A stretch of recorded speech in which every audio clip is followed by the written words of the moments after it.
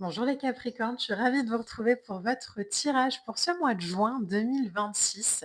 Merci infiniment de votre présence. Pensez à liker, à commenter, à partager. Comme d'habitude, je me fais une joie de vous retrouver et ça me fait toujours extrêmement plaisir d'avoir vos retours en commentaire. Vous avez été extrêmement nombreux au mois de mai, donc merci infiniment pour ça. Et je vous le rappelle, vous avez le tirage collectif mensuel sur YouTube. Pensez à aller le voir. Il apporte vraiment une vibration collective, une vibration complémentaire au tirage signe par signe. Donc, compléter vraiment ces vidéos avec le tirage collectif, ça me semble important. Alors, les Capricornes, on va y aller pour ce mois de juin avec un oracle en tarot. Je mettrai tout en story, mais si vous avez des questions, vous n'hésitez pas, je vous réponds. Pour les Capricornes, alors c'est marrant parce qu'avant juste de tirer les cartes, j'allais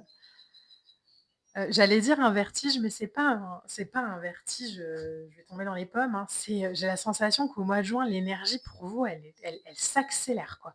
Il y a un truc qui est très prenant, qui est très, alors j'ai actif, mais ça y va, quoi. Donc on va voir un peu au niveau du tarot ce que ça donne. Hop, on en a combien là? On en a 3, OK. Euh, Il y a peut-être l'invitation à, même si les choses vont s'agiter, peut-être à prendre le temps aussi de respirer les Capricornes sur ce mois de. Peut-être que ça peut être important de prendre des pauses en nature, de prendre du temps pour se revenir à soi, à de la présence, à de la respiration, parce que j'ai la sensation que l'énergie va être très puissante. Et je vous parle de prendre le temps de respiration, mais ça peut très bien être pendant vos marches quotidiennes, pendant vos balades en nature, pendant revenir vraiment à de la présence. On a un page de bâton, on a un as de coupe, on a un page d'épée. Ok, très beau. Vous voyez, début, hein. Les valets dans le tarot, c'est vraiment du début, hein. Donc, bon, là, pour l'instant, on a des bâtons, des épées, des coupes. On va essayer de tirer 3 autres lames. Ah bah, regardez, elles viennent, pour vous, elles sortent 3 par 3, les lames. Oh là là, qu'est-ce qu'on a là? On a un 2 de coupe, waouh. Bon, on va en parler, on va voir. Au niveau des lames, alors qu'est-ce qu'on a pour vous? On a le fou, ouais, vous voyez, il y a une aventure, il y a un truc qui débute, hein. Alors, ça peut être à l'intérieur de soi, hein, c'est pas forcément, adapter vraiment mon discours à votre vie, à votre vibration. N'oubliez pas qu'on est sur du général, hein, et qu'évidemment, selon les mois, ça peut parler, plus ou moins. Hem, voilà. Alors, on y va. Le valet de bâton. Alors, le valet de bâton, déjà, ici, il vibre reine de bâton. Donc, je ne sais pas pourquoi, mais il y a l'idée de. On ne va pas rester au stade de valet de bâton très longtemps. Le valet de bâton, ça représente l'élan du début, c'est de l'enthousiasme. C'est de l'enthousiasme, mais encore jeune. Je vous le disais, les valets, c'est les bébés, comme les as. Donc, il y a l'idée d'incarner une personne curieuse, idéaliste. On a envie de découvrir, on a envie de se dépasser, on a envie d'explorer ses talents avec passion, avec parfois aussi naïveté. Donc le balai de bâton, c'est ça. C'est vraiment cette énergie enthousiaste, fraîche, nouvelle qu'on a quand une idée nous traverse et qu'on se dit oh là là, c'est celle-là, c'est la bonne, c'est la bonne. Vous voyez, c'est un peu ça. Mais comme je vous dis, qui parle, qui traduit la reine de bâton, je pense qu'on a une idée comme ça qui va être de l'ordre du génie. Alors une idée, une relation, un projet, hein, adapter mon discours, mais qui va vite se transformer en reine de bâton, qui va vite se transformer en je vais l'affirmer, je vais la rayonner, je vais maîtriser l'énergie intérieure pour pas me laisser emporter par cette motivation, parce qu'on le sait, hein, la motivation, c'est pas la meilleure conseillère pour mener à bien des projets. Très souvent, la motivation, elle retombe. L'idée, c'est vraiment de s'appuyer sur une vision. Donc, il y a de la créativité, il y a du charisme, il y a de la passion, il y a de l'alignement, en fait, au-delà de ça. Donc, il y a de la passion, mais alignée. Il y a de la confiance en soi, elle est assumée. Il y a, un besoin peut-être aussi d'être reconnu pour sa singularité, mais c'est pas ce qui nous motive. Ce qui nous motive, par exemple, ça va être de partager, de transmettre. Donc, il y a une idée comme ça qui pourrait peut-être vous traverser et qui va vite, qui va vite vous inviter à prendre racine peut-être dans la matière. Ensuite, on a l'as de coupe. L'as de coupe, c'est l'éveil du cœur. C'est l'éveil de l'ouverture du cœur. Donc, c'est vraiment la naissance de OK, j'ai une idée et ça me met en joie, par exemple. OK, je fais une rencontre et hop, ça me demande d'ouvrir mon cœur. Donc, il y a de la ça nous demande, en tout cas, l'as de coupe, de la disponibilité. De la disponibilité à ressentir, à accueillir, à aimer, sans que direct le mental prenne le relais, sans direct, page de cristal, le page d'épée, sans direct aller analyser ou chercher à comprendre avec la tête. Donc là, il y a de l'émotion comme ça qui va jaillir. Encore une fois, de l'émotion, un projet, une rencontre, peu importe, mais qui va jaillir, qui va créer beaucoup d'enthousiasme à l'intérieur de soi, qui en même temps, valet d'épée, va alors, nous faire poser des questions, oui et non. En tout cas, nous mettre peut-être dans une sorte de quête de compréhension, de vérité. Le problème, c'est qu'un page d'épée, quand il est comme ça, parfois, il est un peu sur la défensive parce qu'il est beaucoup dans le comprendre. Donc, il a besoin de clarté, il a besoin de comprendre, donc il est méfiant naturellement.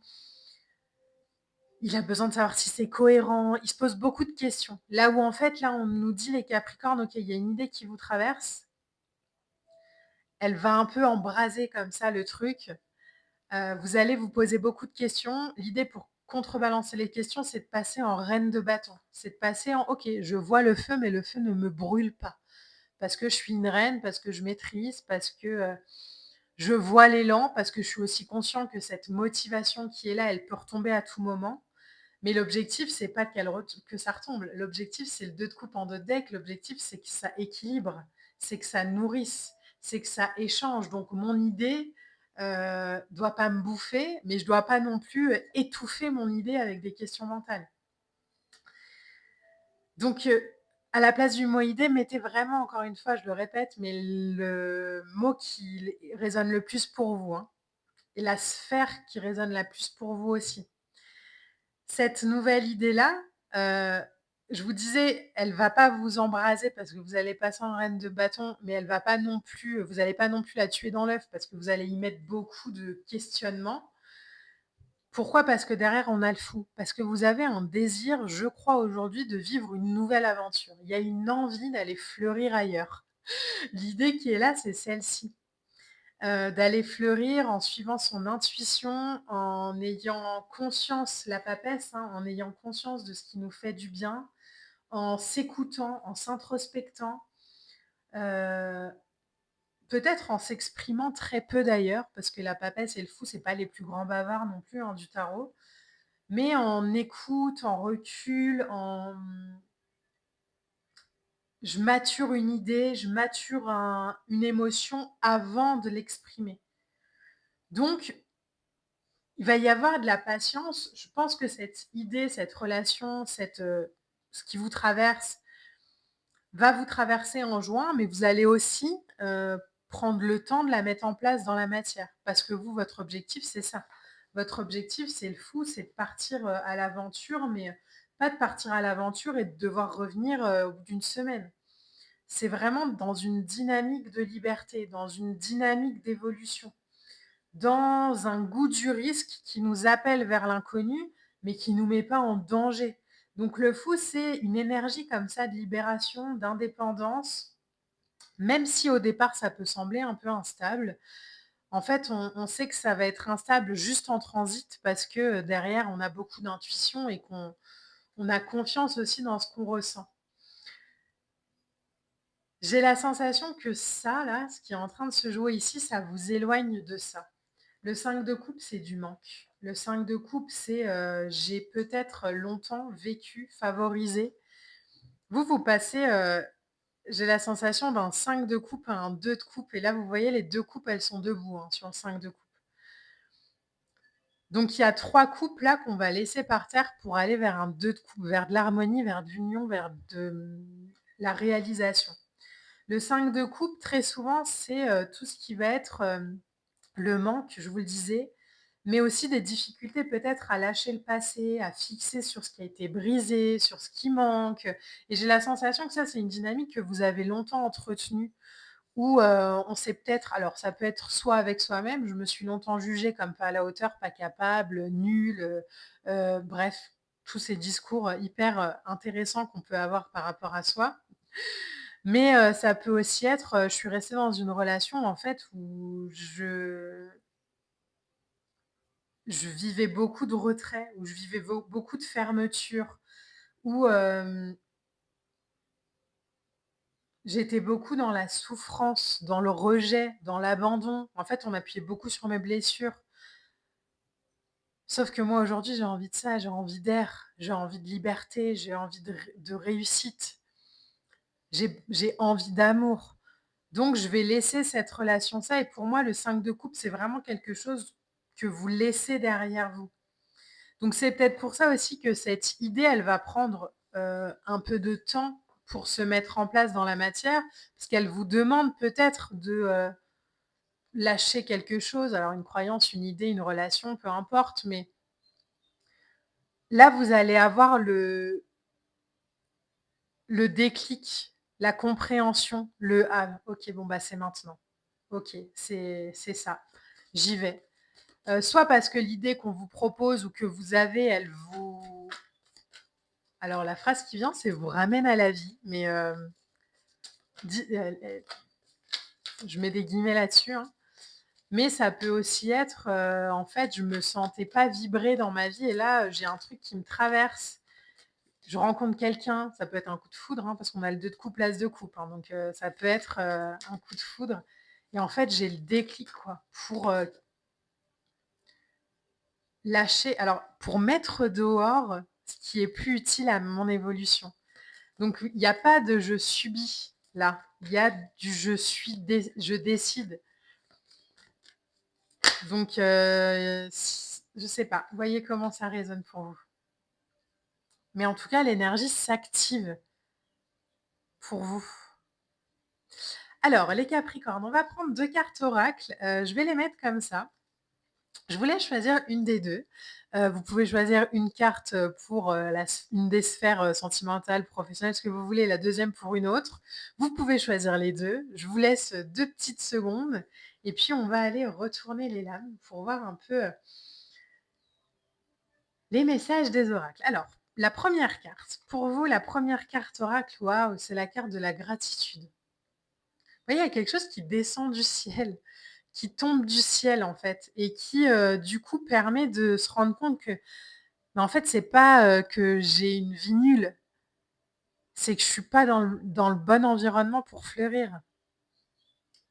Il y a une image que j'aime bien, partager, c'est, une rose, au milieu, d'un champ, de ronces, elle s'épanouira, toujours plus difficilement qu'au milieu d'un champ de roses, quoi. Ce sera toujours un peu plus compliqué pour elle de faire sa place. Vous voyez un peu la vibration? La deuxième carte oracle pour vous, oh là là! Regardez-moi ça, on a la libellule. Je l'adore cette lame, je la trouve magnifique.